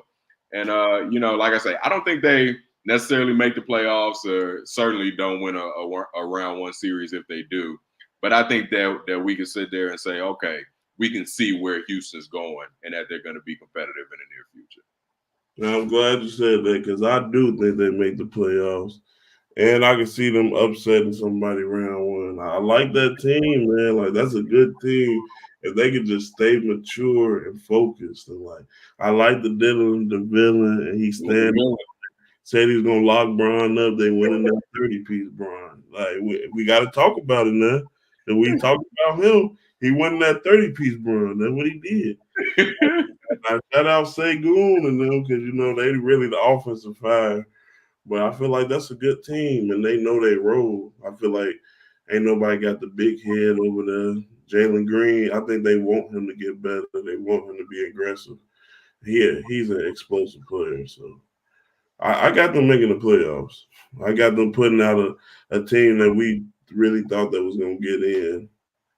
Like if them against the Thunder, I think that would be a great play-in game. Right? You think the Thunder going to be that low? I don't, but I can see it though. It might be like them against the Warriors or something. I'm about to say it's going. I feel like we're gonna have weird teams like the Lakers and the Clippers and the Warriors in the play. Yeah, we could, bro. The way it's looking, man. All right, so that about wraps everything up, man. That was a good episode. We appreciate everybody for watching tonight. Make sure y'all tap in on Instagram, YouTube, TikTok. We're gonna start posting some more reels and all that. Make sure y'all drop some comments. We will be back. Appreciate Aaron and Juwan coming on this time, man. We should have B and JJ back with us probably for a bigger episode. So we'll be good. That boy Juan funny. Dang, Juan really in the pit right now. He really in the penthouse right now, standing on business, man. But man, we appreciate everybody for watching, man. We're gonna be live again soon.